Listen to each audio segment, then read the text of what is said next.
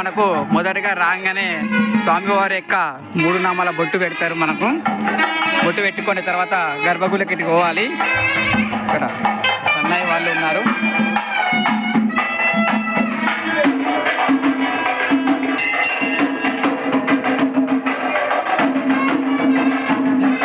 అమ్మవారు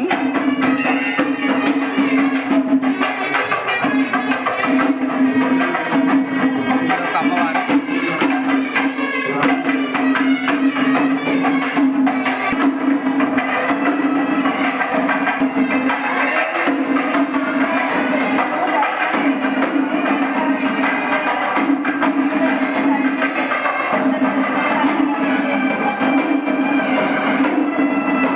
మనకు శ్రీగిరి సంకల్ప సిద్ధి వెంకటేశ్వర స్వామి ఆలయం.